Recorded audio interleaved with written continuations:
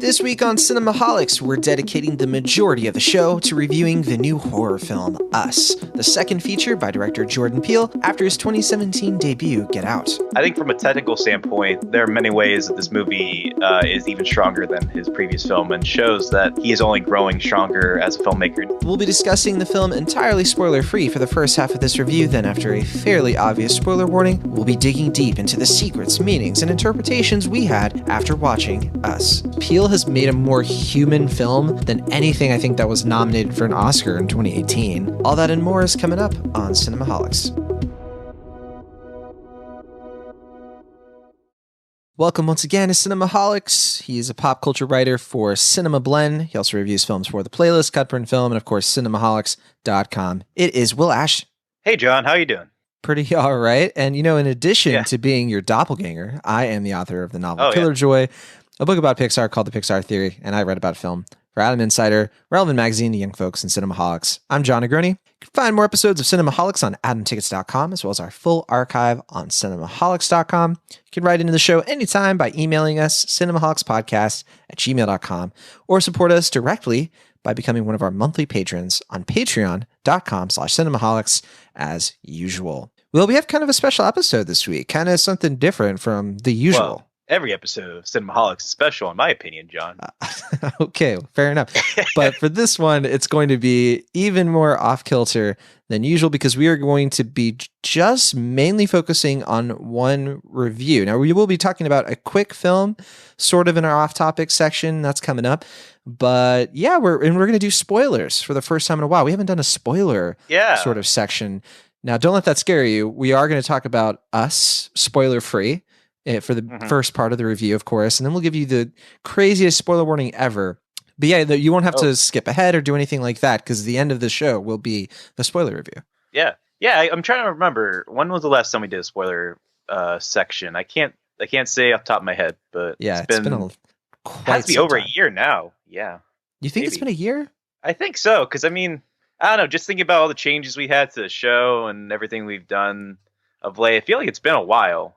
Probably since, I don't know. Honestly, I don't know. Yeah, it has to be like back in the Maverick days and all of that. So it's definitely, Sorry, I didn't mean to make you say. I miss Maverick too. He's doing all right though. Yeah, maybe we can get a double Maverick to fill in for us and have his. Yeah. But okay, we do have a listener email we want to read for you all real quick and off topics. This is from Michael, and it's a great segue into one of our off topics this week, actually. So Michael sent us an email. He's actually emailed the show before, so this is kind of a follow-up, but we really appreciated this one, in addition to the first, of course.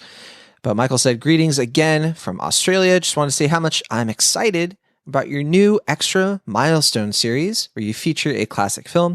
I love the classics and really enjoyed your first episode where you included background and extra information, which helped the listener to understand and appreciate the film just that little bit more. Please continue to give us a few weeks' notice so we get a chance to view your nominated film prior to the podcast episode. I follow Cinemaholics and John on Twitter, and also John, Will, and Sam on Letterboxd, where I always read your movie reviews and ratings. Would be great if you guys could follow me back on Letterboxd. My profile name is, and I'm not going to share it here unless, Michael, if you want us to share it, we will on next week's episode, but I never asked you if you wanted that to be public. But if you do, we will let people know where they can follow you on Letterboxd. And of course, we're going to be following you on there as well. I believe Sam has already followed you on Letterboxd, and I don't remember if I have yet. If I have forgotten, I apologize. But thank you, Michael. And, and we should definitely, one of the main reasons I wanted to read this, of course, is because our latest Extra Milestone is coming out, and Michael asked us to give you all plenty of notice. So we did settle on our April movie. You have a few weeks, of course, to check it out, but our Extra Milestone anniversary is going to be Seven Samurai, which I believe came out in 1954. It is celebrating 65 years, huge milestone. We're going to be devoting an entire bonus episode of this show to Seven Samurai, one of my favorite films, and I know Sam Nolan absolutely loves that film. And Will, I mean, I don't want to out you to the audience, but I think you're going to be seeing Seven Samurai for the first time, correct? Yeah, I mean, I've seen films that are inspired by Seven Samurai, like 13 Assassins, I believe, was the one film, but I haven't seen Seven Samurais itself, so that'll be pretty exciting. Right. I wish we could do an entire series on Kurosawa. That would be a lot of fun. But yes, Thank you again, Michael. And Some Like It Hot, that bonus episode is coming out later this week. But if you are a Cinemaholics patron, you, of course, can now listen to that episode right now. A special thank you. Wanted to give that some early access to all of our awesome patrons. Yeah, for sure. You should be a Patreon exclusive member. Yes. Is that what they're called? Or just Patreon member? I don't know what they're called. It's a patron exclusive member. Oh, okay. Or just a patron. You can be a patron of Cinemaholics on Patreon, right? That's how I get this all mixed up. I keep mispronouncing it because I don't know how to pronounce these things. So I'm sorry. But what you should do in those situations is overpronounce it. Patreon. Oh, that's what I've been doing this whole episode. Yeah, that's what I've been doing this whole time. Well, there you go. And it worked out. But okay. Yeah. Real quick, before we get into our first review here, did want to kind of shout out a few films that we didn't see / aren't going to be talking about quite yet. There's Hotel Mumbai, which I thought I was going to be seeing, but they actually pushed it back a week. It's going to be hitting theaters nationwide. And we'll talk more at the end of this episode about what else is going to be coming out. But then there's also Gloria Bell, which I had a chance to see this, but I didn't because of personal things got in the way and all kinds of crazy stuff. And so that's part of the reason where we're like, all right, we don't have a lot of films to talk about. But then there's also The Inventor, Out for Blood in Silicon Valley. Will, I know you've heard about this one, the Elizabeth Holmes documentary. This is one on HBO, right? Yeah, I believe it's HBO, yeah. Yeah, I've been hearing a lot about it, and I've been meaning to check it out, but I haven't gotten a chance to see it yet. Yeah, I've been hearing about Holmes for a while now, the whole Theranos thing. It sounds like a fascinating story. It's on HBO right now, and maybe we'll get to it next week. I'm thinking about checking this one out. If you in particular want us to talk about it, or any of these films, let us know. But then there's also The Dirt, another streaming film on Netflix, a Motley Crue biopic. But I got steered away from this one by Cinemaholics staff writer Julia Tatey, who she wrote her review on Cinemaholics, and that's worth checking out too. Yeah, I was going to say I'm planning to talk about it, I guess, next week because I'm reading the book right now, the Motley Crue book. So yeah, I'll probably talk about that next week. But I'm hearing not great things, which is unfortunate because I'm having a good bit of fun reading the book right now. Yeah. And I think Julia said she read the book as well. And I thought she said she didn't. Oh, did she say that she did? Okay, I might be misunderstanding. But yeah, she definitely knew a lot about the band, of course, and is a big fan. So her review is right now available on cinemaholics.com. Definitely check it out. We might be talking about Shazam. I don't know if we want to wait on that. I'm going to be seeing it later today. And I might be too. Perfect. If we could both see it, then we might as well talk about it next week. But yeah. Again, I want to check that's it out. up to you, the listeners. Good. Yeah. Yes. Last week we did talk about Triple Frontier was our featured review. And then comments-wise, we had some comments about clips. And we got the question from Trevor. Trevor asks, I like the addition of the clips, and this is when we play a clip from a film when talking about the movies. This is something we've only started doing as of this year mainly.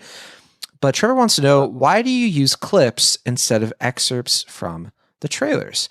And I think I know, Will, you've asked me this before, I want to say. Or you haven't really, I don't think you asked me outright, but I think you were sort of like, oh, why not just use the trailer? Because I couldn't find a good clip. Yeah. And there's been times, Yeah. My thing is, and feel free to tell me I'm ridiculous, Will Ashen, but I prefer clips. I think clips are more interesting to listen to. I don't really like listening to excerpts from the trailers. I want to see it because the way the music, it's a lot of noise, right? And when I hear it on other podcasts, I'm a little taken out and I don't really like it as much. But I like clips because it's more performance centered. You have more context for what's going on. You can sort of prep the listener for okay, here's the clip, here's what's happening. And then you get a better sense, I think, of the context and all of that. But Will, I don't know. Should we go to trailers? Am I overthinking all of this? No, it's not that I prefer trailers over clips, to be clear. I just think that there are times where there might only be a trailer and not a clip of use. So that's why I say in that case, why don't we just play the trailer? And then I think that's where you're coming from with that. I usually raise a fuss, but no, but if we ever do end up playing an excerpt from a trailer, that's the reason. It's because there are no clips available or good clips. Right. Yeah. And I think, just to champion playing clips, I think it helps break the monotony sometimes of our show. You have to listen to us for sometimes an hour and a half. So it's kind of nice to have someone else come in and offer their voice, John. I want to hear some monotony right now, Will Ashton. Let's get Yeah. into our first and only mini review.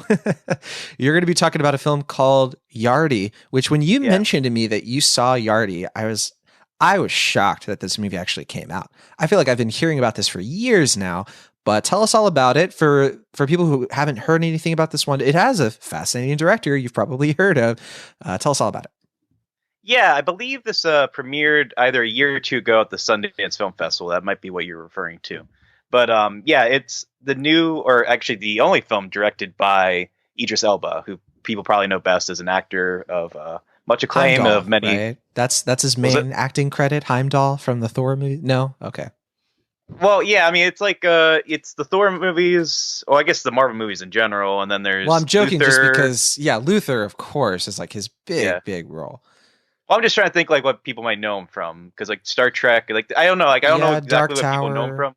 Yeah, well, maybe not that, but I mean, And he's I been think, around. He's a yeah. yeah, I think a lot of people were introduced to him actually in The Office because he plays Charles Minor, very Oh, okay. prominent sort of antagonistic character in, I think, the 5th season, I want to say.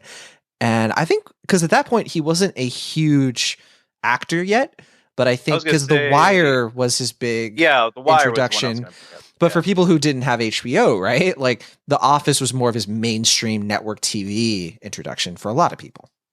yeah. Well, in any case, he's been around for a good number of years. I think he's proven himself as an actor. So, like many actors, including Jordan Peele, who we'll talk about later, he decided to transition into the director's chair. And given how versatile of an actor he is, I was curious to see what it would be like to see his vision. And unfortunately, it's not a bad film, but it's just a very okay one. You ever just see a movie and you're just like, well, that was okay. Like it's not bad enough to like be negative about it, but it's not good enough to be positive about it. It's just sort of serviceable, and I think as an introduction to filmmaking for Idris Elba, it's okay, but it also borrows quite a bit in its approach from City of God. If you've seen that, there are certain shots and editing techniques of film that I think are directly lifted from that film, to the point where I think the editor and director of City of God should probably get a co-credit. But Wow. yeah, I mean, yeah, it's based on a book by Victor Headley.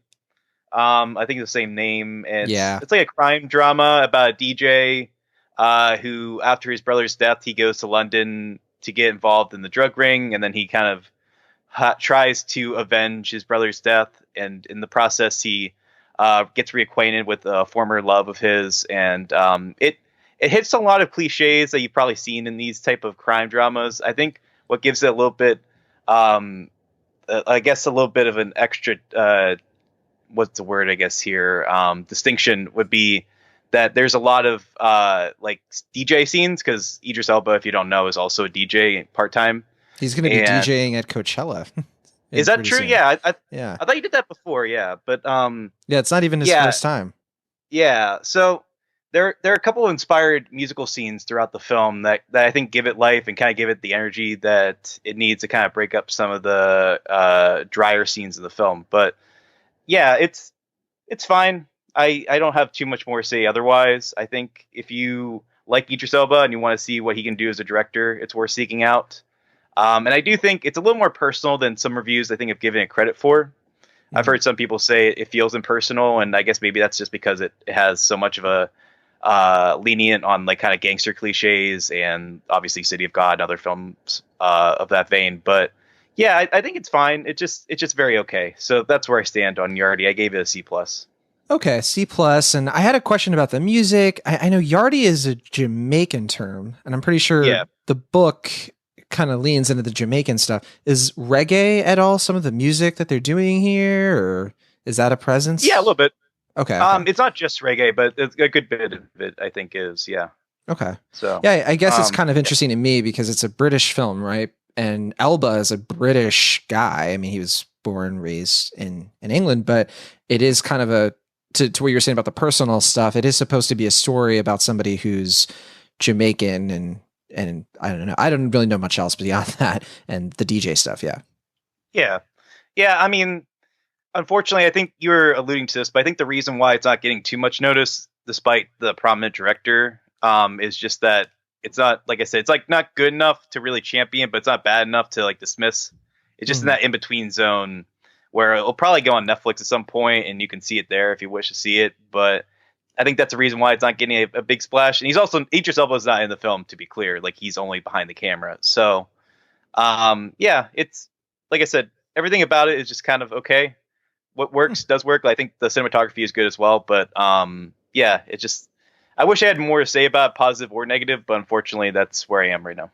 That's pretty in line with the Rotten Tomatoes score. It has a 62%, so a little over half of critics liked it, but it's only about 29 reviews. So yeah, very, very mixed in the middle kind of thing. I think Metacritic is 57. So sounds about right for this one. Just kind of a middle of the road sort of film. And if it's your jam, I guess that's what you should be checking out. Pun intended, of course. Yeah. But okay, let's move into our featured review of Us. And again, this is going to be our only review for this episode. We're going to start with a spoiler-free section. We're not going to be giving anything away, but after we give our final grades, we're going to be letting you know that the spoilers have begun, because this is that rare film, I think, Will, where you got to talk about it. You have to actually talk about certain themes, but even the slightest misstep can spoil the experience for somebody. So let's talk about it. Yeah. And just want to emphasize one more time that we're not going to be giving away anything too specific. So our main review, again, is Us. And I want to say that again because it's such a quick word that I think it can get kind of lost in our sentences. But yes, Us is the name of the film. It was directed and written by Jordan Peele. This is his follow-up to Get Out, which was his first feature film. He also wrote that as well and directed it and won an Oscar for Get Out in 2017. He won for Best Original Screenplay. And Get Out happens to be one of the very first films you and I ever reviewed on Cinemaholics. This is like the theme of 2019. Episode 3. And it's a theme of 2019 because the first film was the Lego Batman movie. We talked about Lego Movie, the second part, earlier this year. And then also John Wick 3 is going to be coming out. John Wick 2 was one of the first movies we talked about. The only film that I think we'll probably not be as enthusiastic about is Dark Phoenix, because that's sort of the next X-Men film after the Logan, right? Yeah, well, what about the Great Wall 2 that's coming out pretty soon, The Great Wall 2 starring Matt Damon, yes. I'm surprised that hasn't been announced. Maybe it's a surprise screening at the next festival, yeah. Oh, well, yeah, okay. But yeah, speaking, before we move on to Us, Will, you recently rewatched Get Out, right? So how was that experience? Because when we first watched Get Out, you definitely really liked it. And you gave it a pretty positive, I think like B+, right? So what did you think of this? Yeah, it was somewhere around there. What did you think the second time? Yeah, I mean, I think I wrote about this in the review on the site right now, if you feel free to check it out. But I liked the film a good bit, like you said, and I saw it as a strong, promising directorial debut for Jordan Peele. And I don't even know if I even mentioned this in the first episode that we did, but I remember really being excited about Get Out for a while. Like, I remember when it was announced around like 2008 or 2009, I was following it with interest until its release. And I was really excited to see it finally come into fruition. But I think during our review, I don't know if it was just because the reviews at the time were so positive and so like overwhelmingly positive that I was so kind of focused on the imperfections of the film that ultimately I think I overlooked what was so meaningful and powerful about the film. And thankfully, now that I've gotten a chance to hear so many opinions about the film, and I recently watched a documentary you talked about on the show already, Horror Noir from Shudder, which is really good. I would definitely recommend that as well. I've grown to really appreciate the film and recognize that it is not merely a good film, but a great one. So I apologize to you, John. You were right about that one, and I was wrong. So, well, I mean, we were so close to opinion; it was barely even a difference, right? Because I gave it an A-, but I was definitely a little bit more of like, I didn't want to talk about the negatives. I only wanted to talk about the positives with that one. Yeah, but I mean, I even perceived some negatives I don't even think were there, truth be told. So, just take this one, John. I don't give you enough compliments, so I say just wear this one on your vest for now, and let's move on before I shower too much praise. Let's move on. Yeah. Well, I mean, you got to have one over on me with Happy Death Day to You. Oh, okay. So it always happens to be with horror movies, right? Blumhouse, yeah. Blumhouse. There you go. That's a fun little connective tissue. So this film, though, Us, which does have a nice little callback to Get Out. I'm curious if you caught it. We'll probably talk about it in the spoiler section, but I definitely really appreciated it. And I have a feeling you caught it because you did just rewatch the film. But this Us review is going to be challenging, I think, in the spoiler-free section, because this is one of those films that derives a lot of the enjoyment out of discovery, both in the character development and where this horror narrative goes. And we're going to have to limit these plot details to what you can already get from the trailer. But, well, I don't want to speak for you, but I have a feeling you agree with me that I would say we both strongly recommend you turn off this podcast, go watch the movie yourself if you're already convinced you want to see it. But if you're still on the fence, we're going to do our best to share our honest thoughts on this, give out relevant details that can wrap your head around what this movie is to make sure it's something that you do want to see. But yeah, I don't want to go too far off base, though, if that's not the case for you. No, I agree. I mean, I tend not to like plot synopses and reviews in general, just because I feel like you can go to Wikipedia to know what the plot of a film is. I like to give like thoughts about the film and stuff. But yeah, especially for this film, I think you just need to know the bare gist of it, just get an idea of what it's about. But I really recommend, if you can, go into this one as cold as possible, because I think you're much more rewarded if you know less about the film going in. Yeah, plot synopses are terrible. So here's the plot synopsis. Us centers around... No, okay, we're already going to... Here's my synopsis. And we don't usually... I usually just come up with my own sort of how I perceive the film, and you do too. So here's what I have to say about it in the most spoiler-free way. So Us centers around a middle-class family. They're on vacation in Santa Cruz, California, which happens to be my neighborhood. Now, I don't live right in Santa Cruz. I used to live about 20, 30 minutes away from the boardwalk. Now I live a little bit more like 45 minutes.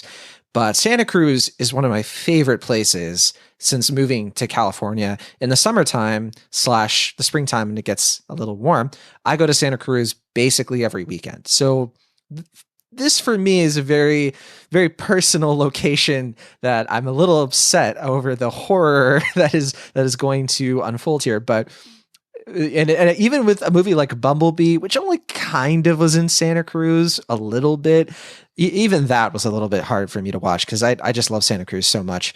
But Santa Cruz is a very, very interesting location. And I will say the boardwalk stuff, very spot on, from the seediness to the kind of bright poppiness. But regardless, they're on vacation in Santa Cruz, California.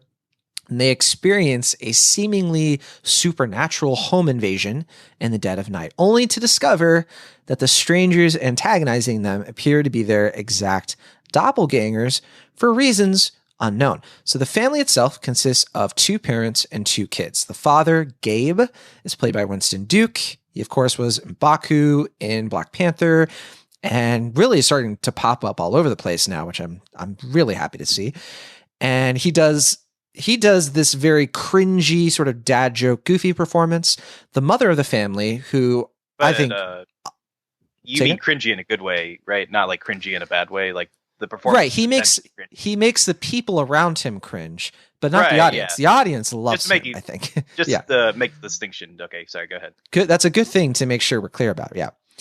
So the mother of the family, Adelaide, she's played by Lupita Nyong'o. She is, of course, the emotional center of this story. We follow her along most of the ride.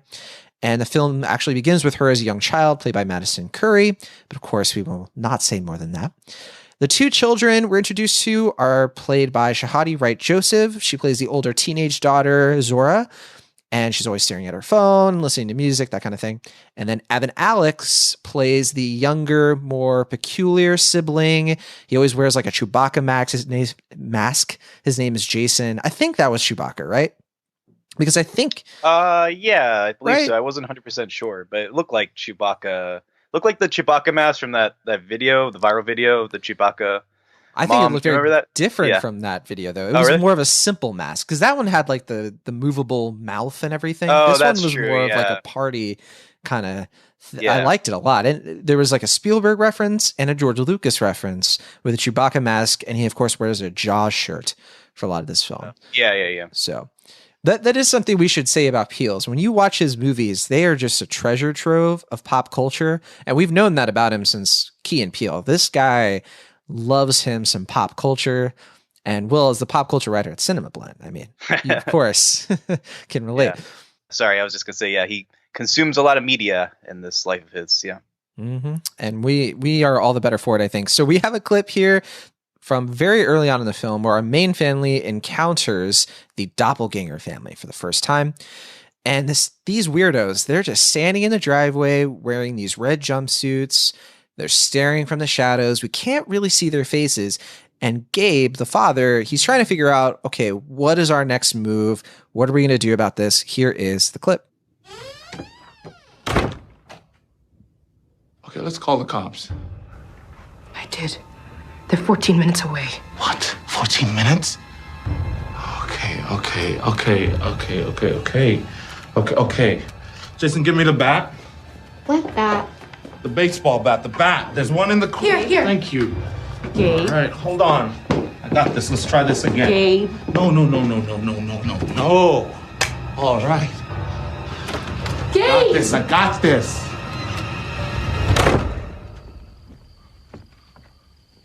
Now, I thought I already done told y'all to get off my property, okay?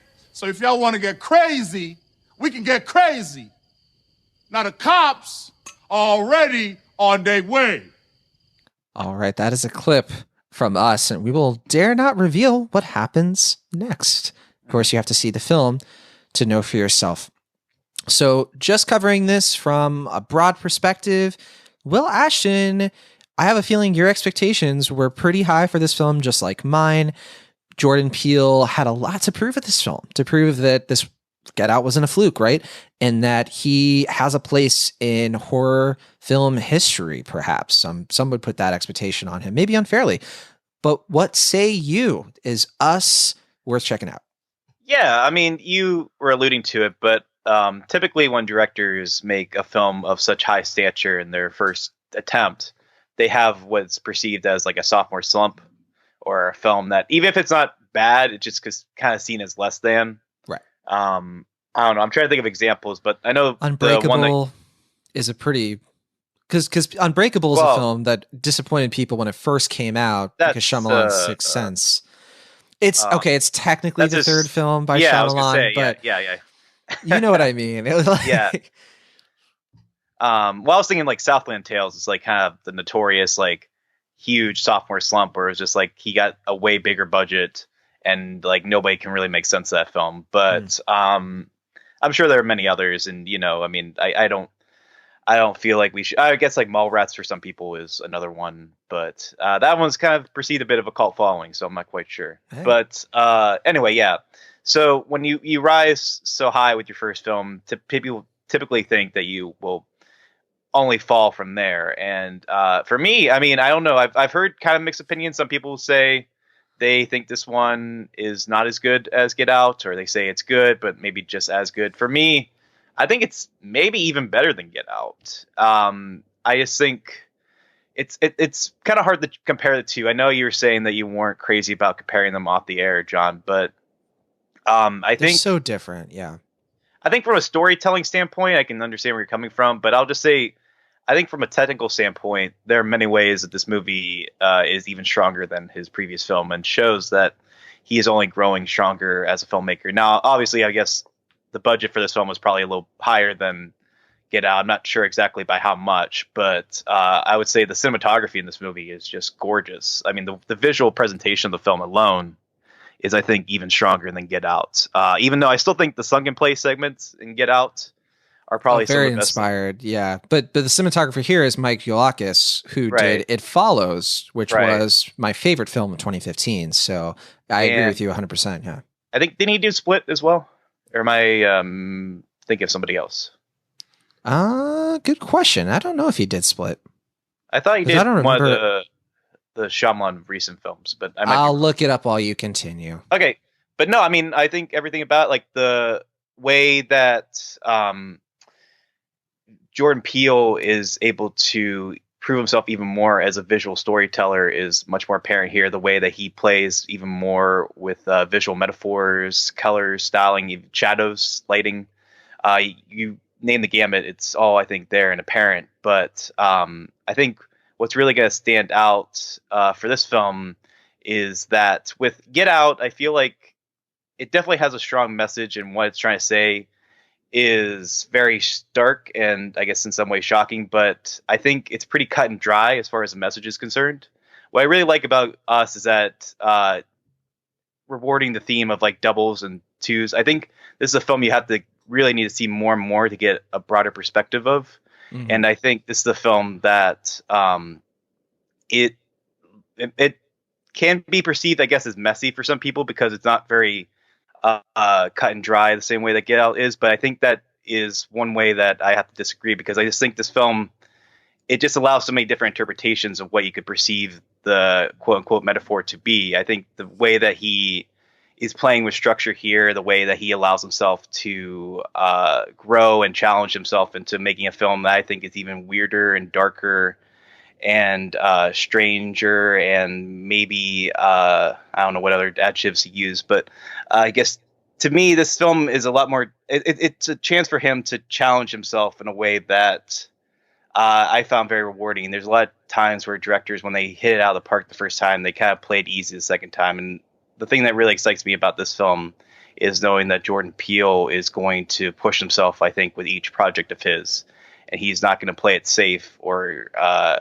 allow himself to play it safe. So yeah, I'm that's all I think I could say without diving into spoilers, just to bear broad surface stuff without talking about the themes. But yeah, I really, really like this. And I know you have a lot to say as well. I think a lot of people would say that they prefer kind of the cut and dry narrative of Get Out, as you're saying, thematically.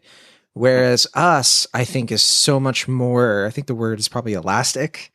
You really can put the kitchen sink in this movie. You can put so many different interpretations. I have tons of things that were occurring to me throughout the entire film that were only strengthened the more I was thinking about it. And this is one of those movies where I cannot wait to see it again, because it, just like It Follows was a movie that just really turned my brain on in a way and just made me think and think and think. And I love those movies. And some people get frustrated by movies like that. I was going to ask you, did you have this feeling after you saw Us where you felt like you missed something? Because I certainly did. I felt like, not that I missed the point or that I missed everything, but I just felt like I needed to examine it more and more to really get it. Yeah, that's what I mean. Like, I think this movie, it doesn't make anything simple. I guess if you perceive it as simple, you're not really giving the film its full due. So, I think there's a lot that's being said here, and that's why I'm so excited to see it again, is just because, you can perceive it any one way, and, that makes a satisfying first viewing. But like you're saying, I think the movie is so willing to say so much in a 2-hour runtime that I can't imagine being disappointed by a second viewing, and I hope I'm not. So, yeah. Yeah. I love this film so much. I think it's one of the smartest films I've seen in recent memory. And it solidifies so many things for me that I know that I really like about Jordan Peele. He's so brilliant at creating overlap between human emotions, and because in the way that he can make a horror film both funny and tragic and smart, it's capturing the gamut of the emotional spectrum, which to me is very human. That's how human beings are. And I think the way that he does a horror film is so uniquely human, and the way he does films is so uniquely human. And I think that's what makes them so endearing. And just the fact that you can watch this, you can laugh at it, you can be scared by it, you can get very upset and sad and introspective and all of the above, and it all kind of resembles each other. That to me is what's just really effective about this. And I hope a lot of people give it a chance to suck them in. But I do see a lot of people can go into this and be frustrated by a lot of the things that it brings up. This is one of those films that it doesn't over-explain the lore to much extent.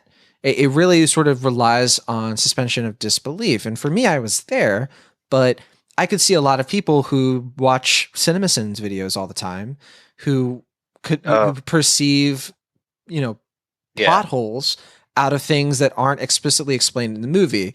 And, I'm not trying to trash CinemaSins by any stretch. I mean, they make jokes, right? About, what does that mean? Oh, that's never explained in the movie. But then I do know some people, their takeaway from that is like, well, this movie is bad if it doesn't explain everything and if it isn't literal about everything. And I reject that wholesale. And this is not a movie that does that in the slightest. Well, I believe, not to harp too much on CinemaSins, but I think they did get some criticism or controversy with their review of Get Out, because I think they did something similar, I believe, if I remember correctly. I'm not sure about I wouldn't be surprised, though, yeah. But I remember that was a film, that's another film that's very metaphor-focused, and I guess that's another film, I've heard people say, if you focus too much, on the plot elements of this film, it might not make as much sense. And I feel like I guess you have to take the movie at its face value. I don't think it's worth, looking at it too literally, because if you do, you're not really, I think, appreciating what Jordan Peele is doing here. I mean, it's very much like the metaphor focus. If you take it too realistically, then I don't think you're giving it the full appreciation, because I think I've seen this comparison made a lot, and I made it too in my review, but there is a very much like a Twilight Zone element to his two films. And I guess that makes sense that he's taking on the show, because they do have very kind of they're concept heavy. They both very much focus on kind of an extreme version of something, but they're speaking about something that's very relevant and necessary and timely to right now. And I think they speak not only to our political times, but just the genre that they're in, the horror genre, which I guess some people take umbrage with, with Get Out, given that I guess us too, they have satire in them, or there's comedy in them. So people say that they're horror comedies and stuff. I guess they kind of, obviously the Golden Globes, Get Out was nominated, I guess, for best comedy or musical, right? If I remember correctly. Yeah. Not drama. There's so much arguing about genres, and I find it all absolutely dumb. I don't get the point. Yeah. Well, my only point is just that I think with this film, another reason I like it so much is that he is definitely leaning in. He's oh, you guys really wanted a horror film? I'll give you a horror movie. This movie gets creepy, in a way that's pretty consistent. And I like that, as you're saying earlier, one criticism I still have with Get Out is I think the comedy and the horror of that film can sometimes be a little jarring. The Lil Ray, I believe, was that the actor's name? Lil Ray best Howard, friend. Yeah. I know there's a couple of moments in that film where it's kind of comedic relief in a way that it kind of takes out of the initial suspense of that film. And I like that this movie, the comedy and the horror, they're very much ingrained in a way that you never get taken out of the film, but you're still even you can be scared and laugh at the same time. It's really a showcase of how Jordan Peele is really playing with not only tone, but showing how he's progressing. Yeah, I still really like the horror in Get Out. I think that for me, at least, it was just right. Just my opinion. Clear, to be clear, I actually think the horror is a lot stronger than the comedy. I think it's just that the film this time, I think it blends a lot more naturally in that film, where it could be a little uneven in certain segments, in my opinion, at least. So I can see that. Sure. Yeah. I have to say though, with Us, I think this works as a horror film that lets you enjoy it as a horror film, even if you don't really accept it in a brainier level. But that's not what made me fall in love with this movie. The horror is not what I love about it. The horror is just nice. I think it's just entertaining. And I think that's the beauty of a good genre film. It's not the epic space battles. It's not the violence, just the visceral effect that makes me love it on a deep level. It is the meaning behind it and the likability of the character and what it's really saying beyond the genre-ness of it all. And that just for me personally is what I go to the movies for. And that's what I was able to appreciate this movie on in a certain way. So we definitely want to talk about details. So let's just go into our final kind of summation, I guess. And I've kind of already given mine. I just think this thing works so well. I'm so impressed with this film. I just think it's so wonderfully crafted, and I have barely anything negative to say about it. I remember while I was watching it, there were some continuity things that didn't make sense to me that I've been able to find much more palatable and I think rewatching it will maybe clear some things up for me that I was a little confused about character motivation and some horror movie tropes that I didn't think fit as well.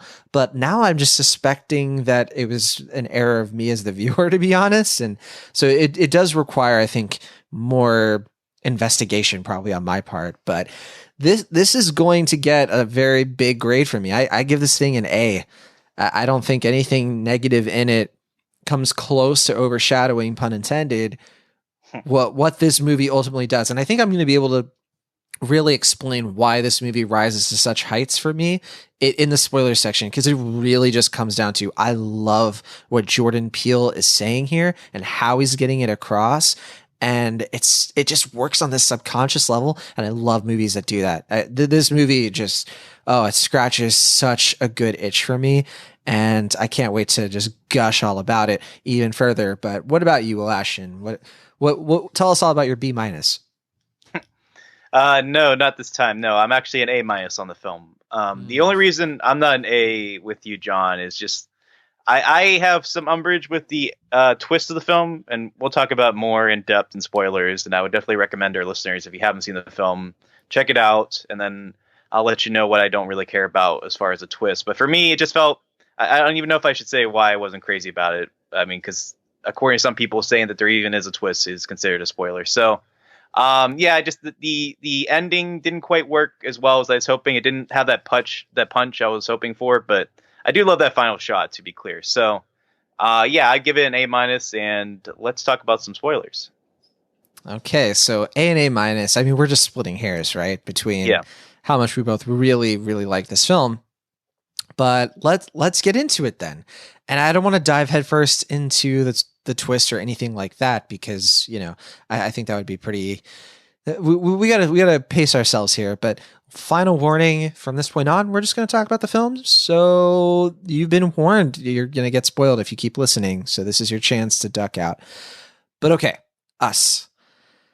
Whew, what a movie. What a series of events. At what point in this film, Will, did it kind of crystallize for you that it was working for you on the level that it did? I was into it from the beginning, truth be told. I mean, just the craftsmanship of the beginning I felt was really, really solid. And I could see, just from a visual standpoint, how this film was exceeding Get Out, in my view. But I think for me, like, the point where story-wise it was really coming together was probably that confrontation in I don't know if that's the middle or the end of the first act, where you start to see, as like you see the parallels, just exactly what is at play here. And for me, and then there's I guess we're in spoilers now, right? Mm-hmm. When you see that it's not just secluded to this family, and that you see from Tim Heidecker and Elizabeth Moss' perspective, that like this isn't an isolated incident. My theater lost their minds when that family just got wiped out by their own clones. Everybody was just like jaws agape. I can't even say it. Yeah, jaws agape or gape. Yeah, I don't know if the exact pronunciation, but I'm glad your audience was digging it, because I wasn't 100% sure where my audience was with it. It seemed like for the most part they were into it. Yeah. There was somebody next to me who literally was going through her phone during the final battle scene. The pivotal moment. She takes her phone out. I wanted to look at her and just be like, what is wrong with you? But sorry. Yeah. No, I just I seemed like my audience was definitely laughing, but there's some times where it seemed like they were laughing at the film, so I wasn't 100% sure. Not the case with mine. Yeah. My audience was all about it. Right, yeah, that's why I was a little disappointed, because I was like really, I felt like in some ways I was a little more into it compared to some of my critic peers. I don't know why they were kind of scoffing it off sometimes, but I was disappointed by that. But anyway, that's neither here nor there. Pittsburgh. No, I mean, I don't know. I mean, maybe they were just really into it and I was misreading it. It's entirely possible. But no, what were we? Oh, so yeah, Tim Heidecker and Elizabeth Moss. Yeah, that reveal and just the way that scene is done, I feel like that's. I don't know if that's my favorite scene in the film, but I love that location. Like, I love the way it's laid out, just from a production standpoint. But then, just that needle drop of NWA was probably the biggest laugh I got out of the film, truth be told. Oh, it was pretty amazing. And just the fact that it's in a glass house, and there's so many good. Yeah, again, the production design, I thought was on point. But even the production design serves the metaphors, right? And there's always that nice little touch. There's so many good touches in here. For me, on that note, actually, the moment I knew I loved this film was when our main character asks Red, who is her doppelganger, "Who are you?" And she says, "We're Americans." And that's when it made sense to me that I was like, oh, us, US. Yeah. And it was saying that, United States, us, the movie had a double meaning, and I love stuff like that. I just think that's really fun wordplay. But even going further, I was like, oh, this movie, it's not, and Jordan Peele has said as much. It's not about race specifically. It's not really about any one thing. I will say though, I think this movie does have two hot button issues that I think are more firmly on its mind than anything else. And I would say that is classism and immigration. And specifically with immigration, the fear of the other, and specifically with classism, the forgotten lower class of society. I think that those are just two undeniably heavy ideas that are happening in this film. What do you think? Yeah, no, I mean, I would definitely say it's a political film. I feel you'd be hard pressed to say otherwise, but I guess for some reason, like some people might say that like race makes it political. I don't quite know. I mean, I don't know. I guess just the way things are right now, but no, I would definitely say it's not just about race. That's very, very simple read the film if that. But yeah, no, I think you're right on point. I agree with everything you said there. I think it evokes racial allegory, right? But you can't avoid that when your main characters, when you actually have representation, that's going to happen. The fact that she has handcuffs, the shackles, the fact that a lot of this movie has underground tunnels, you can't avoid but that's part of what this movie is about, is that these like sort of horrible moments in our history, you can't really have them be separate from anything, including your art, right? Yeah. And if you try to, one of my favorite things in this film is when we first see the fun house of mirrors, and you see that it's like a shaman, and it's like a very horrible Native American stereotype, right? Yeah. And it's a hall of mirrors. And then we see that at first in the 80s. But then when we go to present day, it's been slightly changed to be Merlin's Enchanted Adventure or something like that. And it's so indicative of what Americans do. Like, this is what we do. We don't change anything. We don't solve the problem. We just paint a new character on it and try to pretend like nothing ever happened. And we don't change the inside. We barely change the outside. And we act as if we don't still have these like dark demons lurking underneath. You know what I mean? And that just to me is like such a great level of this film to engage on. Yeah, no, for sure. Okay, so I want to talk about really probably the biggest criticism of this film, aside from the twist, is that I think some people don't like that they don't understand how the doppelgangers work, the mechanics, and I'm curious, what is your interpretation of they're called the tethered, and what do you make of the rules and how this film tells their story? The like in-house rules of the universe, or like the storytelling rules? I'm not quite sure if I would say the former more than the latter. So like how it fits in how it makes sense in the universe, you mean? Yeah. Just watching this movie, did it really work for you? On this level of the mechanics and their backstories and all of that, those details. Yeah. I mean, I don't know. I guess I didn't really put too much stock into like the logistics of it per se. I mean, like I was saying earlier, I kind of took it at face value as a metaphor. Kind of similar, I guess, to another film I really like, Mother, from a couple years ago. But that's another film where it's like very metaphor allegory heavy. Yeah, it's like another very metaphor allegory heavy film.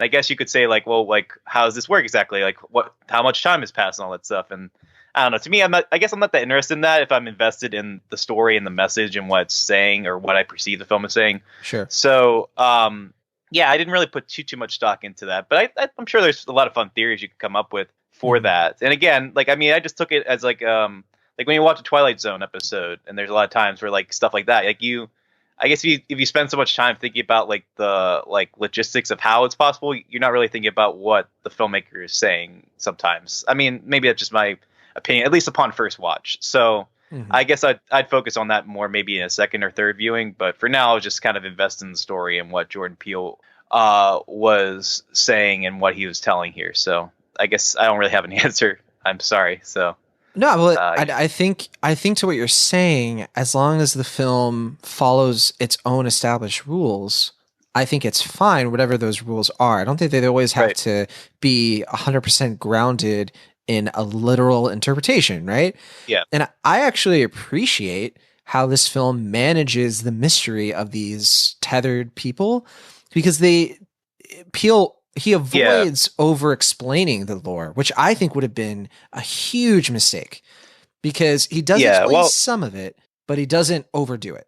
Well, I think that's the thing is like about horror is that it's scarier if you just don't know, right? Like if you don't exactly know what's going on or where they're coming from or how it works, I think there's something just inherently creepier about that. So for me, I like that it doesn't over-explain it. I guess it does a little bit by the end, like there's that monologue in the Yeah, it classroom tells you and the all that. government is kind of involved vaguely, Right, but you right, still don't truly understand what they did and why this is happening and anything like that. right, yeah, But to what you're saying, I think ultimately this film is more interesting in metaphor than it is mythology, because the point is, I think what you're supposed to take away is that the tethered they're the lower class, the poverty class. These are the people who are shunned by society, but they're still tied to it.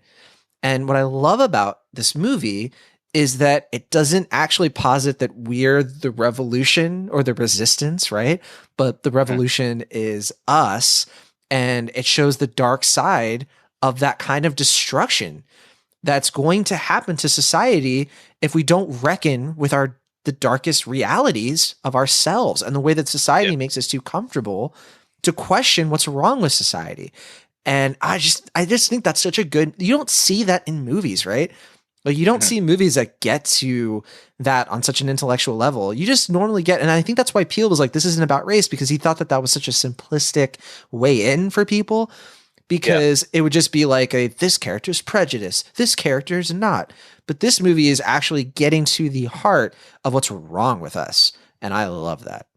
Yeah, I guess, I mean, to your point earlier that I guess because Get Out was such a race-focused film that people also assume that this is going to be similar in that regard. So I understand, I guess, what you were saying earlier about not wanting to compare them too much. But yeah, I mean, I don't want any simple reads of this film. I think the film is inviting like a huge Reddit forum of multiple theories. And I think that makes it even more a film relevant to now. Like it just feels very much like not only that, but I guess there's going to be like how many countless memes are going to be made for this film. It almost seems like like it's made for the memes in some ways. But I'm really, really excited to give this another spin or two to see what I perceive of the film the next time around.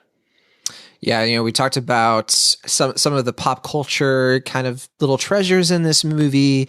I was thinking a lot of George Romero with, the tethered really, when we see them in the flashback scenes, they really come off as zombies, right? And it's so creepy. It's so utterly creepy to watch them. And I just got this image in my head of people who live vicariously through media, right? And they don't even know why they're doing what they're doing, but they know that they're influenced by people who are above them. And so that was just really, there's so many great like classism takes you can kind of create from this movie. And it is so political. You mentioned it in your review, but I think it's a purposeful, I think the fact that it's red is the color of their jumpsuits is very intentional. And because I think it is kind of a one-to-one comparison of a group of people who feel forgotten, who a charismatic person who isn't really one of them shows up and convinces them through persuasion that they should rise up and take the upper class by force. And I think that that's just that's just so political. I mean, that is a very artistic interpretation of our current day from Jordan Peele. And there even is the fact of like, you can look at the wall of people across the country. You can look at that as like the border wall in the sense, because it's this sort of ineffective, pointless thing. It's a stunt that doesn't really accomplish anything, just like the Hands Across America didn't really accomplish what it set out to do. You can say that it's a literal red line across America. And so redlining, if you don't know, it's an economic term. It's about how local governments gentrify poor neighborhoods and by raising prices and basically redlining districts to keep people out of them. And so there's so many things that you can just throw into this movie that feel intentional and feel like they all sort of fit this grander puzzle piece. And that's what I think the true joy of this film is putting those pieces together for yourself. Yeah. The Great Divide and all that. Yeah. No, I agree 100% with all that. And that's why I think, even though I'm not crazy about the twist, which we'll talk about in a little bit, I think that final shot is just perfect. I just love that the way that it's shot and captured and the way that it ends on that note. To me, I think, if nothing else, I think that is a great way to end the film right there. Even if I don't love the twist. So, yeah. We didn't talk too much about all the performances. I think this is a stunner from Nyong'o, and in all of them, because they're all doing two different roles each, and they kind of have to play these sort of like straighter characters against these really creepy all-out characters. And I was a little worried at some parts because I was like, oh, is this going to be that thing where it's going to be so over the top because it just feels like they're more excited about this character that it's going to let down the more normal character. But there's this point too where like Zora gets super hyper violent all of a sudden. And I think that really clicked for me of like, you really felt like these characters were kind of, there was a good balance there, but what did you think? How did these characters work for you over the course of the film, not just as a whole? Yeah. I mean, I did love that the movie goes like out of its way to have every one of the doppelgangers killed by the person, like they're doppelganging, however you say what you're saying. And I also love that like every time they kill somebody, their outfits become more red. It's like a kind of subtle thing, but it's also not, I guess. But I thought, what was your initial question there? I'm being sure I'm answering it. Just specific performances. Yeah. Oh yeah. I mean, yeah, I think, obviously I think, Lupita is going to be the one that's focused on. She might even get award attention for this. I don't know. But on my phone, it's either going to be a Toni Collette situation or a Daniel Kaluuya situation. Yeah, maybe. I don't know. But I don't want to overlook Winston Duke. I thought he was great here. The child performances. I don't think he was great. I think he was good. I don't know. There was nothing about it that it really stood out to me by design personally. And then that's not a flaw. I just, I don't know. It wasn't amazing to me. No, I get what you're saying. I do think, I mean, obviously this is Lupita's movie, but I do think he stands on his own. Like I thought I would say I definitely, I thought his like corny dad shtick was better than like the doppelganger stuff, but the doppelganger stuff plays so little part in his fraction of the story. So I can't really say much about that performance in general. It's just kind of, it is what it is. The kid actors are pretty good. I don't know if I ever like had a moment where I was like really taken aback by them, though. I did really like the younger Lupita. I thought she was really good. Madison Curry, oh my goodness. Yeah. Instantly iconic, almost as iconic as Nyong'o. But I want to say Shahadi Wright Joseph, I did have a moment where I was like, this kid, she's the older teenage daughter. Yeah. Oh my goodness. I actually thought that she was definitely a standout for me personally. Yeah. And I mean, I don't want to spend too much time, but they do think Tim Heidecker and Elizabeth Moss were cool. I thought definitely Tim Heidecker in particular was some fun moments. Yeah. Yeah. I don't know. I mean, I think Tim Heidecker is a better actor than people give him credit for. And I thought he did a very nice job in this film. So, I can't get that image out of my head where he's like rejecting the hand. And that's such a weird. Which one? When he's making it look like he's going to help Elizabeth Moss's character, help her get up. And then he turns back. Oh, yeah. Oh, I get. Yeah. I remember now. Yeah.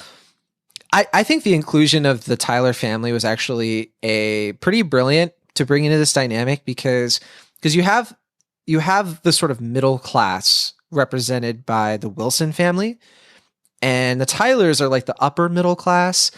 And even though the Wilsons, I mean, they've got everything they need. They've got enough to have like a happy life, but the dad, Gabe in particular, like he's kind of like a little obsessed with keeping up with the Tylers, and he wants that boat.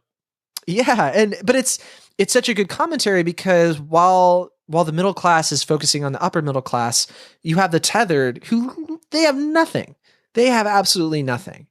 And I think like they're always living their lives, like I said, vicariously through the middle class who just don't appreciate what they do have. And then I thought that there was something really potent about that. And I really like the movie. I guess if we're going to get kind of philosophical about it, it is us versus them. And it's a nice callback to that movie, Them, where the ants like come up from the tunnels. Right? Oh yeah. Fun. I mean, but yeah, us versus them. It's about how we sort of are pitted against each other, which is even all the more harrowing that this movie ends with them holding hands, united. You know what I mean? But we're still as divided as ever. And it's just, that juxtaposition, that divisiveness, it's such a mind melt, but in a good way that gets you really thinking about things. So I'm probably just rambling at this point. No, I think you're nothing you said, I think, is inaccurate. So I'm in agreement with you. And if anything, you're making me like the movie even more. So let's keep going. I want to get, let's get that A- up. No, I don't know. But I mean, I guess we should we talk about that twist now then? Or just that's why I wanted to bring up. Okay, that's why I wanted to bring up the performances, because I did want to bring up Nyong'o, who is the heart of the film, and the twist. Of course, I think most people are going to get this twist coming, I assume, and I know I did, and it sounds like you did too. Mm-hmm. I mean, it's just the one that like you would naturally assume if you like figure there's going to be a twist, which you kind of have. If you've watched, given how twisty the film, right? I mean, and I get some people are like saying a twist is a spoiler, but considering how like twisty the movie is to begin with, I don't think it's that much of a spoiler to say there's a twist in it. It's just what it is. But anyway, that's just a minor nitpick that I've been seeing throughout the web. But yeah. Okay. Well, what is the twist, Will Ashton? And yeah, let's get into more detail. Why didn't it work for you? So the, I guess, final twist of the film is that there's I guess we should preface that there's a big battle between the two Lapitas. The one explains the doppelganger is Red, right? That's her name. It's just Red. Yeah. She explains like how she's been kind of fostering this plan from the beginning, and they have like this ballet, literal wrestling with oneself moment. And then she eventually kills her, and she goes up to the family, gets reunited. And then the final reveal is just that the PETA that lived is actually Red, or the evil one that killed her I guess not killed her, and captured her as a kid, and then they kind of switched identities, and the one son knows about it, but he's willing to keep the secret. So there's a more you can maybe say that he's figured it out. I have a hard time knowing either way, but yeah. So Adelaide is the name of the character. So Adelaide, when she was a young girl, she sees Red, the doppelganger, who sort of goes up the escalator and switches places. So then the actual quote unquote human Adelaide, she's the one who's the Red that we meet, where she's all like, that's why she can talk, even though it's a little weird. And that's why she is able to convince, she's like the outsider to the tethered. It's like it's basically how she was able to convince them. It like, come on, it is a 1-to-1 with like Donald Trump, who is like, he's of the elite upper class, but he's talking to the forgotten people of society and convincing them to go that he's one of them, basically, right? And Adelaide, it's assumed, right? 1-to-1. Another reference. 1-1 to 1-1. Yeah. But yeah, so in that kind of similar way, so Adelaide switches places. And so the Adelaide that we've been following, she was one of these tethered. But and they make it kind of obvious because very early in the film that you're in the therapist's office and there's like, she's not talking and all this stuff. And it's like this trauma happened to her. And I think it's kind of easy to be like, oh, okay, they probably switch her. And so, but then, yeah, it is kind of not confusing, but it is sort of like a very big warning sign that the twist is coming. Yeah. But I guess I respect what it's doing, and I don't think it necessarily kills the film, like I said. But for me, I don't know why the film made a point to make it seem like this twist was like such like a huge game changer when I just felt like it's what everyone kind of saw. It just feels kind of weird to end it on that note. But maybe that's just me perceiving the film one way, and maybe I'll appreciate it more when I have that context rewatching the film. I don't know if you'll like it more the next. I love it. The twist works for me, even though it's obvious. I do think the movie at least puts seeds of doubt in your head that it's going to happen, because That's fair, yeah. the film kind of tries to shoot it down. Because it sort of unconfirms it, because then they'll say things like, oh, this happened to me. And the way that Red talks, she doesn't talk like she used to be human. And so you would assume, wait, if she was switched, then Red would be kind of more obvious about that, but she isn't. But you can still sort of see it coming in a way. But when the twist is confirmed, the reason it works for me is because it actually means something, and it forces you to recontextualize everything that you just saw. You have to reconsider your assumptions and who you were rooting for and your negative perception of these characters. And it actually invokes, I think, sympathy for the tethered in a very unique way, because you find out that the person you've been rooting for was one of them. And so it invokes sympathy at a time when you should be feeling horror at what's what's happening, because a lot of people just got murdered. And I think this is, and I'm going to reiterate this is what Peele is so good at.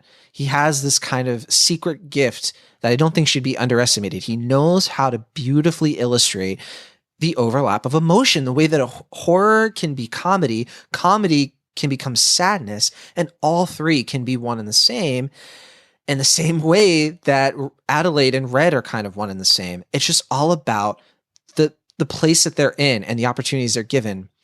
And this is a bold statement, but I think that in just 2 films, Peele has made a more human film than anything I think that was nominated for an Oscar in 2018.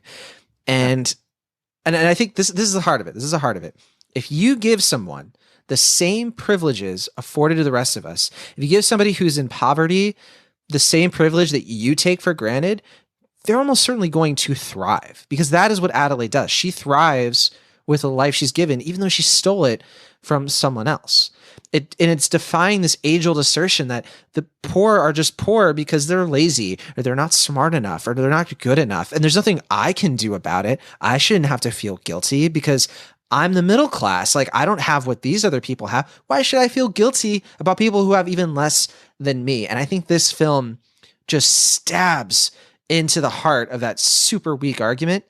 And that's why this film really speaks to me, because that's something we're all guilty of. It's something we all do. We assume just because we don't have everything, we don't have anything. And I think this twist, it just drives that point home so beautifully, that the reason Adelaide doesn't even think that she used to be one of these tethered is because the same reason we forget all the time what privileges we have.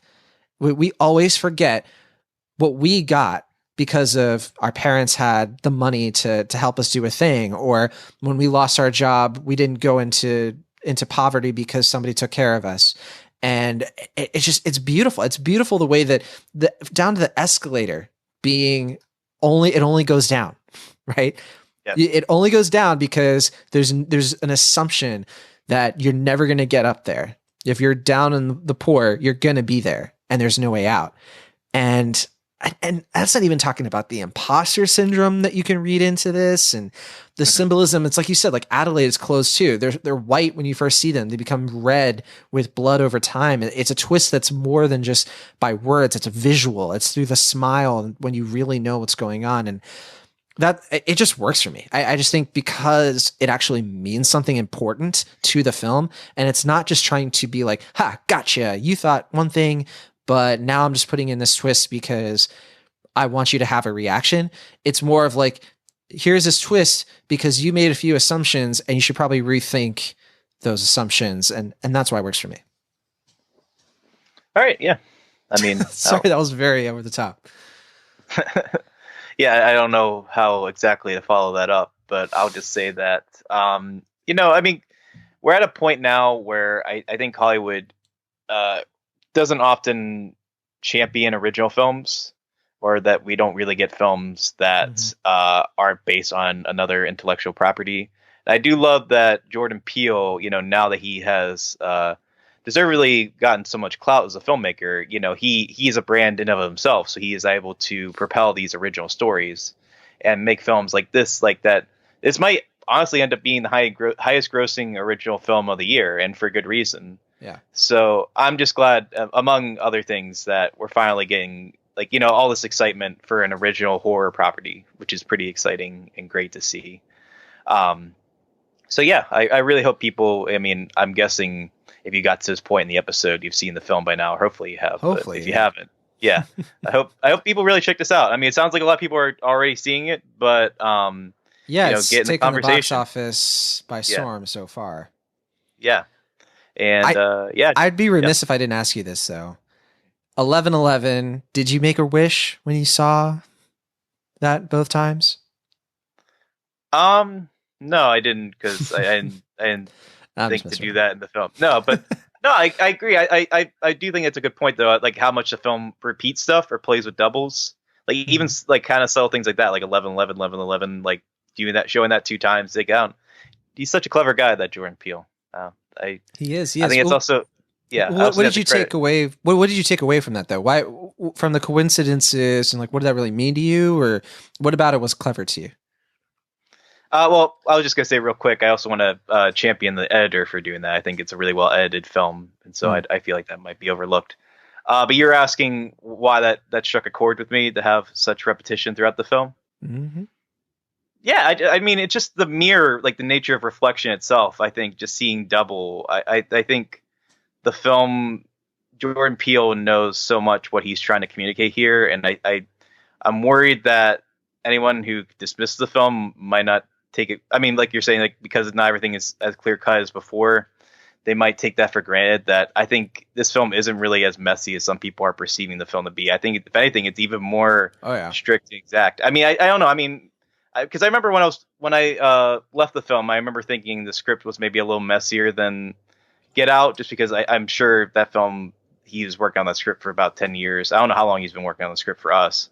But I mean, that's definitely a very tightly wound film, Get Out. But I think this film, just the layers upon layers that he is incorporating into the film, and it's just so clear from everything we've said before that Jordan Peele is a filmmaker who sees the big picture, but he's so focused on the minute details, whether it's just references or nods or anything like that. I think that's, I mean, just the nature doubles everything. You can tell that he is making this film to reward multiple rewatches. And I think just the fact that we're only seeing the film once right now. I mean, I think you've only seen the film once as well, right? Yeah. Hope to see it again soon. Yeah. I mean, I can't even imagine what the second conversation is going to be like. So yeah. There's so much you can take away from this entire thing. I know when I first saw the Jeremiah 11:11, I couldn't remember what the exact verse was, but obviously I knew of Jeremiah, and I thought it was interesting because Jeremiah, for those of you who don't know, he was a prophet who was part of a larger system of abuse and power in the ancient world, and he was part of a society that worshipped false gods that people would like idolize, that would bring them death and invasion from other countries. So you can kind of tie this to a lot of different things. And there was something that the verse itself is, therefore, thus saith the Lord, behold, I will bring evil upon them, which they shall not be able to escape. And though they shall cry unto me, I will not hearken unto them. That's the King James version, because it's the best version. But basically, yeah. But I went to look that up, but I forgot. So thanks for telling me that, and the listeners.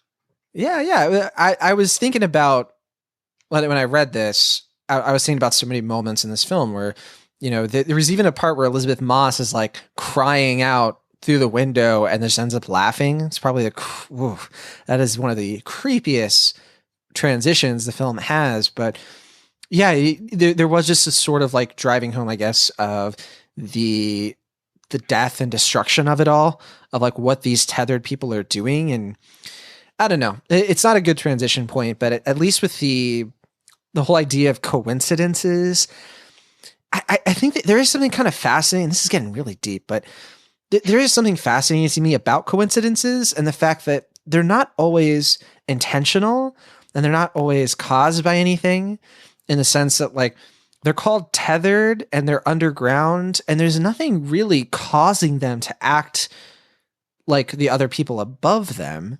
And for some reason, this made me think of like fan theories and when we connect coincidences in film and add meanings to things. And it even though in some of those cases, like it's not what the author intended, it's not what the director intended, because we're human and we want to stamp out all randomness, we tell stories that have coincidences, that repeat stories. We tell the same stories over and over again, and we try to find links between them. As film critics, we do this.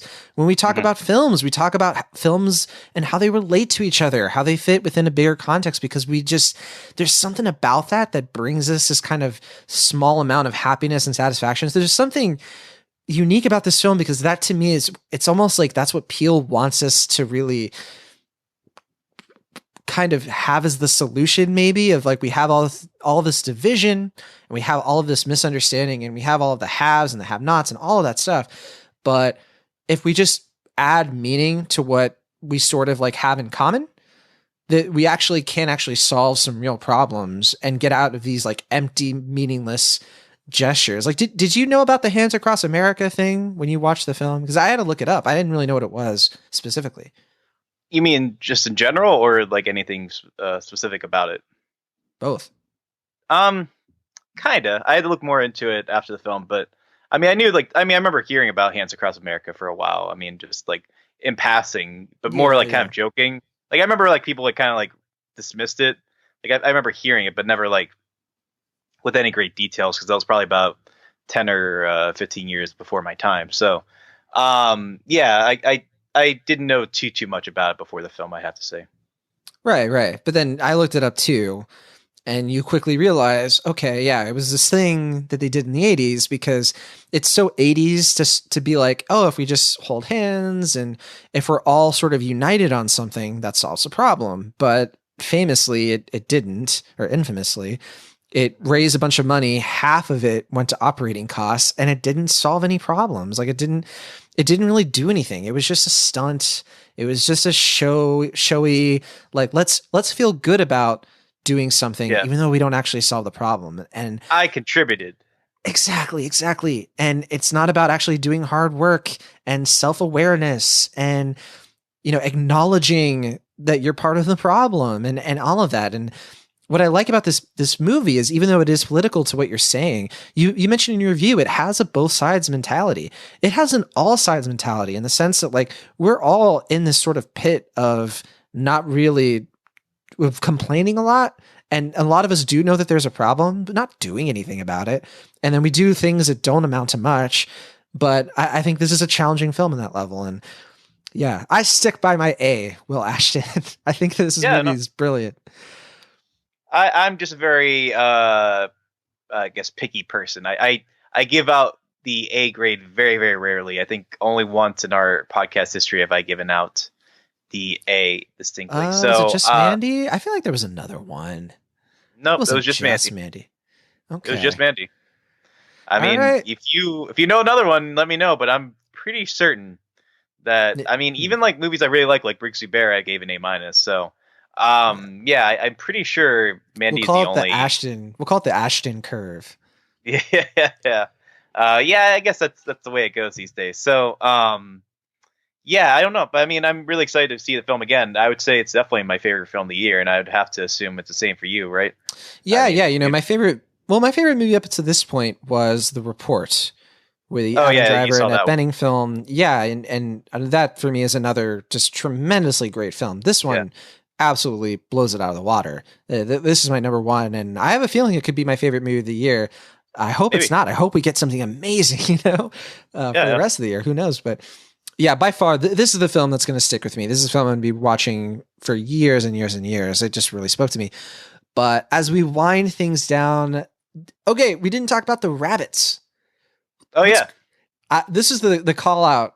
The callback I was referring to, because when we go on to the rabbits, I'm like, oh yeah, I remember in Get Out, the first song was Run Rabbit Run. And so I thought that was a nice little Easter egg Peele put in there. Yeah. I don't know. I mean, has he confirmed that was intentional, or is that just a coincidence? Although, as you say, that's what I just said. Doesn't have to be. Yeah. If it's a coincidence, I don't care. But so the rabbits in general, though, we would be remiss if we didn't talk about this, but I have my interpretation. It's one of those things that I don't feel as confident about, of like the way I took it. What was your takeaway with the rabbits, if any? I don't know. I was trying to think about this. I was mulling it over. I was thinking maybe about like how like rabbits aren't they pretty much known to like reproduce at a high rate, like the higher rate than a lot of animals in the animal kingdom. Right. So it's implied that they were the test subjects before the tethered, and then that's why they're eating them, is because that was their only food source, right? And right, and then raw.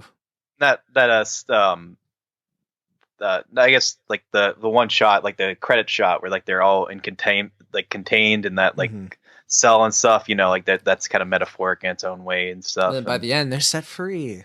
Yeah, just running amok in that area. I remember. Yeah. So, I don't know exactly. I mean, I don't want to assume specifically what that meant, but I mean, it's like another thing in the film. I think you can take multiple meanings out of it and not really be wrong in any particular way. I mean, my big one, and bear with me, but this is what I was thinking when we first see all the cages. I thought they were supposed to represent TVs. And so the idea was that all of the white bunnies, it's like basically saying our media consumption is very white, and it's about token. There was like a token brown bunny here and a token one over here.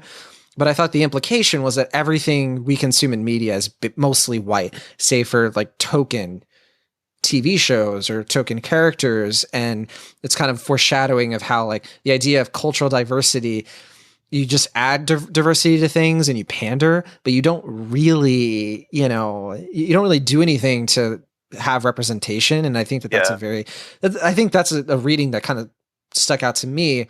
But then I was thinking, I was gonna say, as a talking point of notes in horror noir, I remember. Exactly. I think that's probably why I was thinking of it, right? Because we had just watched that documentary. But then I was also thinking, it's like, the fact that they eat them raw kind of makes sense too, because the raw consumption of media is also pretty toxic and it kind of messes with us. But then I kind of lost it when they all get free. Then I was like, okay, so what does this mean? And then you see Jason kind of take the bunny with him. And I was like, okay, are they supposed to be, does that represent like him taking this experience with him? So I wasn't quite sure, like, is the idea that when they're set loose, there aren't any rules anymore?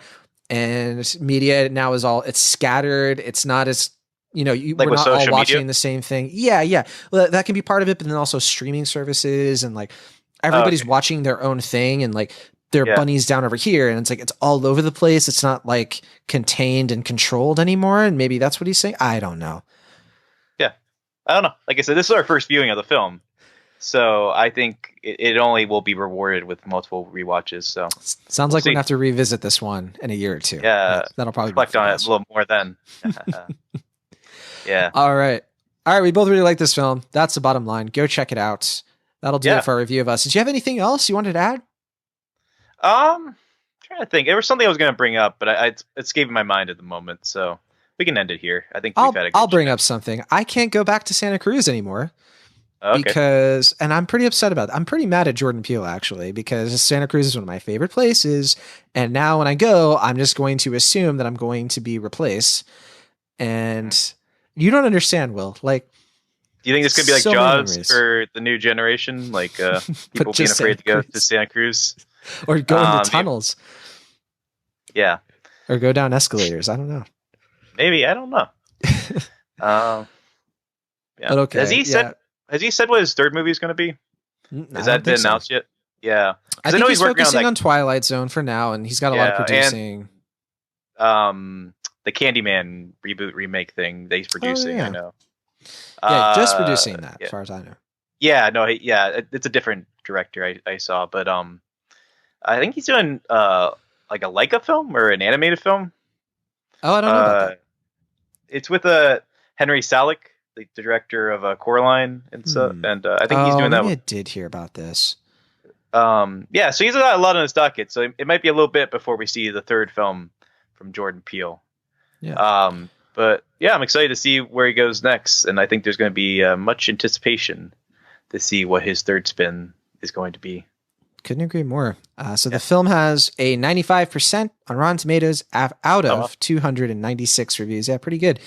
And its average rating is 7.99 out of 10, which kind of tells me that a lot of people are rating this pretty fairly, but its cinema score is pretty revealing too. The cinema score is a B, which is pretty low for cinema score. So it looks like it is kind of having people scratch their heads. It's not like Mother though, which really just made people angry and frustrated. I think that it's a much more, I don't want to say grounded. That's not the right word for it, but it is more grounded to reality, right? Yeah. It's closer to that than this, but critics are really liking it for the most part. I think this is one of those, like, most people are either really loving it, like I guess me and you, or they're a little mixed and they don't know how they feel yet. Maybe.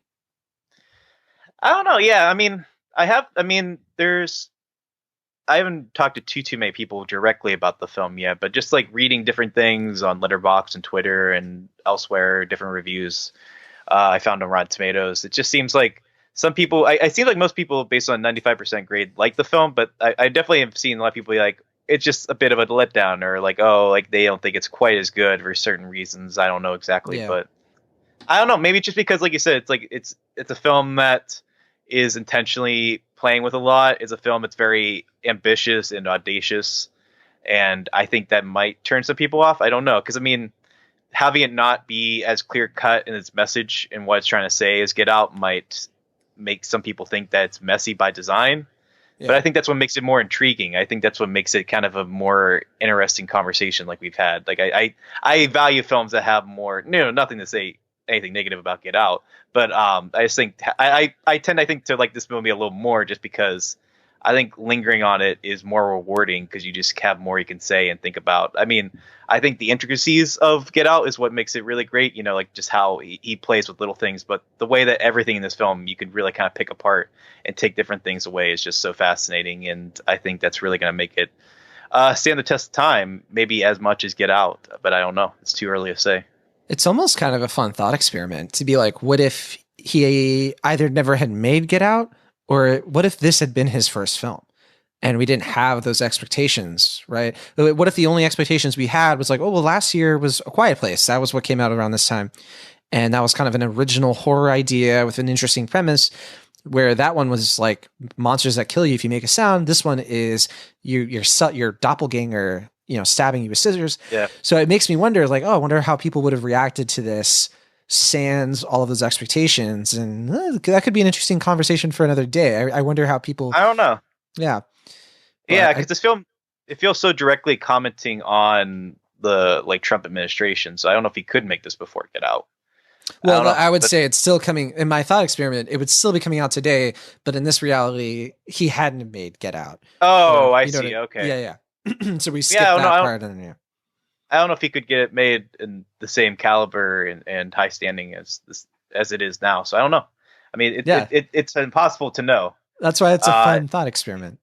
And one thing I think you mentioned earlier is that I do like that, like, his films are kind of like the next evolution in some ways. Like obviously, like Get Out is like kind of like Steppenwise and Night of the Living Dead and like films like that, or I Guess Who's Coming to Dinner. But it's like it's taking those themes like you were saying earlier, but it's like repeating them a little bit, but he's putting his own spin, or he's like giving it a little more nuance, a little more perspective to kind of tell a similar story, but in his own way. And I mean, there's a lot of films I guess you could compare us to, but in its own way, I think it is a little more original. Like, it feels like it's a little more distinct to Jordan Peele's ideas. Like, it feels it's a little more organic to him and what he's trying to say. And I'm very curious if that's going to continue, or if his next film is going to be a little more contained the way Get Out was. It's very hard to say from here if he's going to expand or kind of go back to something a little more squarely focused as Get Out. Well said. Well, I think on that note of the future and what's next for Peele, I think that's a good place to end it because the future is so uncertain. But thank you for listening to this entire spoiler section, and I'm glad we got to do this, and I wish we could do it more often. I don't think every film truly warrants it, so we can definitely leave it as an open option in future episodes for ones that we think that really need that kind of, maybe it was The Last Jedi? Maybe that was the last one. I don't know. I think, maybe. Because we did talk about that one for like 2 hours, but okay. I have one question. This is just a goof, but so you mentioned Quiet Place, John Krasinski, Jordan Peele. They're both comedic actors going the horror genre. Who's the next comedic actor going to make his directorial introduction to the horror genre? I'm going to say Nick Offerman. What's your prediction? I'm glad you asked. And that's an interesting one because Nick Offerman, he didn't direct Hearts Beat Loud, but he did kind of have that sort of, and it's not a horror, so I guess that doesn't count. No. Okay, the comedian that I want to see do a horror movie is without... Is it Patton Oswalt? That was my other answer. No, it's not, unfortunately. I would actually love to see John Mulaney and Nick Kroll do a horror movie. Okay. Like together or just together? Okay. I think they're aces. And I think that they could do like a Chris Lord or Phil Lord and Chris Miller sort of team up co-directing thing. That's just my... Yeah, maybe. Yeah. I mean... I can see it. I can see it, yeah. I'd be curious to see what they come up together as far as the horror genre is concerned. But I do hope... I mean, are we getting to a point now where horror is finally kind of getting its due? Like, it's not kind of dismissed upon? Like, people are... I don't know, because there was that whole elevated horror conversation. Yeah, there's a lot of work to do in that entire... Yeah. I don't think we're there yet, but we're certainly getting better, But I have a feeling if we all hold hands across the country, horror will finally get its... people will finally start to respect this genre, so... All right, that's a good place then, I guess. Yeah. I'll just say, like I said, this is my favorite horror film since It Follows. Which It Follows was the film where I was like, oh, thank you. Finally, like a horror film that is like, that is just really like outdoing itself. And it had been a little while since we had that. I know people really love Babadook and probably put it above It Follows, but yeah, I don't know. I mean, I really love Babadook. I know you didn't like it as much, but I really love Raw for some reasons. Like, I think I love picking apart that movie. That was everything after. It's trying to do. I know, but I'm saying like just after that, like for me. Like talking just, I mean, obviously Mandy, I really love. But yeah, I'm still bummed you didn't really dig Raw, but oh well. What can you do? I didn't give it that much of a chance, maybe. But and Hereditary, that was another one that you liked a lot more than. I loved Hereditary. Yeah. But okay, we just have slightly different tastes in horror films, but I think we like most of the same ones. Oh, but okay, and those Happy Death Day movies, you can't. They're great uniters. Yeah. All right, stick around for next week's show. We're going to be talking about Dumbo, and hopefully we'll be able to catch The Beach Bum and Hotel Mumbai. We're going to be talking about Shrill, a new TV show on Hulu, which I think I've seen 4 episodes of now, and I think you just started it. So hopefully we'll have a lot to talk about there. I'm really liking it, so I'm looking forward to talking about that one. And then maybe Shazam. We'll see about that. All right. But as always, don't forget to leave us a review on Apple Podcasts if you love our show, and anywhere else that you can leave a review. Go to cinemaholics.com, find all of our stuff, our Facebook, our Twitter, our email, cinemaholics@gmail.com. That's all in the episode description. With that, we will see you all next week. From the Internet, California, I am John Negroni. And from the Internet, Pennsylvania, I'm Will Ash. We'll see you next time.